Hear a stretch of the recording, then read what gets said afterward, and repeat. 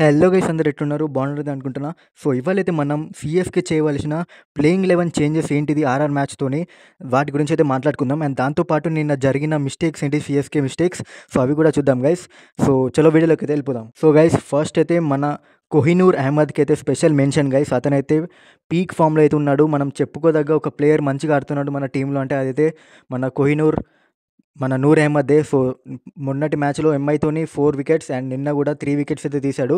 So చాలా మంచి ఫామ్‌లో అయితే ఉన్నాడు guys Noor Ahmad. So guys, చాలా మందిలాగే నాకు కూడా ఈ డౌట్ అయితే ఉంది. ఎంఎస్ ధోని ఎందుకు నెంబర్ 9? మరీ అంత వర్స్ట్ బ్యాట్స్‌మెన్ అయితే కాదు గైస్ ఎంఎస్ ధోని.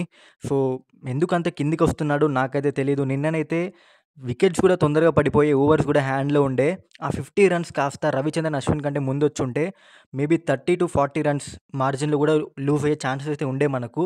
సో ఎందుకు అంత లేట్‌గా రావాల్సిన అవసరం ఏముంది? మరీ 17థ్, 18థ్ ఓవర్‌లోనే రావాలి అనేమైనా రూల్ ఉందా? అది నాకు తెలీదు గైస్. సో అతను అసలు ధోని అయితే జడ్డు కంటే ముందు అయితే ఎక్కాలి గైస్. సో ఆ పవర్ హిట్టింగ్, ఆ స్వాగ్, ఆ బ్యాట్ స్వింగ్ ఇంకా అలాగనే ఉన్నాయి. సేమ్ ఓల్డ్ ధోని స్టైల్‌లోనే ఉన్నాయి. స్పీడ్ తగ్గిపోయిందా? లేకపోతే ఉరకలేకపోతున్నాడా అని కూడా కాదు. పోయిన సీజన్ అంటే అర్థం చేసుకోగలం. నీ ఇంజరీ ఉండే. కాకపోతే ఈ season fully fit MS Dhoni.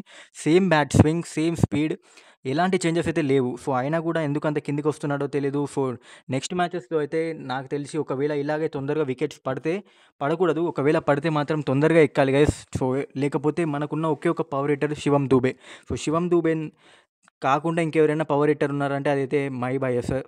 మైబాయ్ అంత కిందికొస్తేనైతే చానా ప్రాబ్లమ్స్ అయితే ఫేస్ చేయాల్సొస్తది గైస్ మన టీమ్. ఇంకొక విషయం గైస్, సో నిన్ననైతే మన రుతురాజ్ గైక్వాడ్ అయితే ఒక షాకింగ్ స్టేట్మెంట్ అయితే ఇచ్చాడు గైస్ ప్రెస్ కాన్ఫరెన్స్‌లో. అదేంటిదంటే, I am happy that we lost just by 50 runs margin. So అదైతే అతని ఇంటెన్సిటీనే అది కాదు. కాకపోతే మనకైతే అది చానా వర్స్ట్ స్టేట్మెంట్‌గా అయితే అనిపిస్తుంది గైస్. సో 50 రన్స్ అనేది టీ20 గేమ్‌లో చానా పెద్ద margin guys. So net run rate అయితే ఘోరంగా దెబ్బతింటది. సో ఐ హోప్ అసలు సీఎస్‌కే బ్రాండ్ ఆఫ్ స్టేట్మెంటే కాదది. So I hope he learns and మళ్ళీ ఇలాంటి స్టేట్మెంట్ అయితే ఇవ్వకూడదు. అతని ఇంటెన్షన్ అయితే అది కాదు. చాలా పెద్ద మార్జిన్‌లో కాకుండా ఇన్ని రన్స్ మార్జిన్‌లో ఓడిపోయాం అని చెప్పవలసిన స్టేట్మెంట్. కాకపోతే అది వేరే విధంగా చెప్పారు. లేకపోతే మనం వేరే విధంగా అర్థం చేసుకుంటున్నాం. కానీ అతను ఇచ్చిన స్టేట్మెంట్ అయితే చాలా తప్పు గైస్. నిన్నటి గేమ్ గురించి మాట్లాడుకోవాలంటే no words, well played RCB. So మంచిగా ఆడిన టీం మంచిగా ఆడిందనే చెప్పాలి గైస్. సో పోయినసారి 2024 లాగా అయితే కాదు. చాలా మంచిగా ఆడింది. Batting, bowling, fielding, each of the department 3 డిపార్ట్మెంట్‌లో వాళ్ళే టాప్‌గా ఉన్నారు. సో బ్యాటింగ్ చూసుకున్నా వాళ్ళ బ్యాటింగ్ పవర్ హిట్టర్స్ ఆ ఇంటెంట్ అయితే కనిపించింది ఆర్‌సీబీ నుంచి. బౌలింగ్‌లో కూడా ఎర్లీ వికెట్స్ తీశారు. ఫీల్డింగ్‌లో కూడా టాప్ నాచ్ ఎఫర్ట్స్ ఉండే. So well played RCB. So no credits taken from them. So మంచిగా ఆడారు. సో ఎలాంటి ట్రోలింగ్ ఏది వద్దు గైస్. సో మన team changes for RR game. So నేనైతే అంత పెద్ద చేంజెస్ అయితే ఎక్స్‌పెక్ట్ చేయట్లేదు guys. Just 2 changes. Sam Curran and Deepak Hooda out.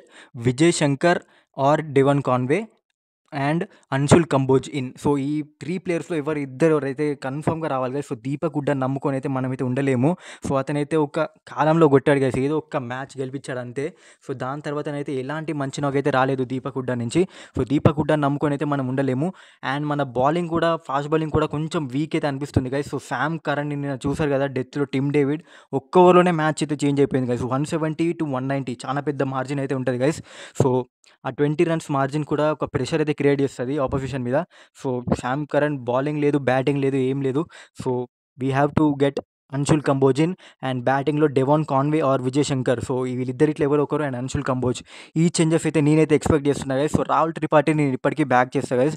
Rahul త్రిపాఠిది ఆ ఇంటెంట్ అయితే కనిపిస్తుంది. అతనైతే గెలిపిస్తాడు మ్యాచెస్. సో నేనైతే బ్యాక్ చేస్తా. సో గైస్, స్టీఫెన్ ఫ్లెమింగ్ కూడా ప్రెస్ కాన్ఫరెన్స్‌లో అయితే ఒక బిగ్ స్టేట్మెంట్ అయితే ఇచ్చాడు guys. So let's see from here who wins it from now. So ఇక్కడి నుంచి చూద్దాం ఎవరు గెలుస్తారో అని. సో అతనైతే ఏమన్నాడంటే, ప్రతి బాల్‌ని ఊపడము, ప్రతి బాల్‌ని సిక్స్ కొట్టాలి అనే ఆలోచన లేకుండా కూడా మ్యాచెస్ గెలవగలం. ఇది అయితే చూపించాలి అనుకుంటున్నాడు. సో పాజిటివ్ క్రికెట్ ఆడితే చాలు, బాల్‌ని మెరిట్‌లో ఆడితే చాలు అని అయితే స్టీఫెన్ ఫ్లెమింగ్ అయితే చెప్పాడు గైస్ ప్రెస్ కాన్ఫరెన్స్‌లో. సో చూద్దాం ఏం జరుగుతుందో. ఒకవేళ ఇదైతే ఇక్కడి నుంచి అయితే సీఎస్‌కే ఒక పెద్ద కమ్‌బ్యాక్ ఇస్తే మాత్రం ఇది ఒక బిగ్ కోల్డ్ స్టేట్మెంట్ అయితే నిలిచిపోతది గైస్. సో ఛానల్ అయితే సబ్స్క్రైబ్ చేసుకోండి. నెక్స్ట్‌లో కలుద్దాం. అంతవరకు బాయ్.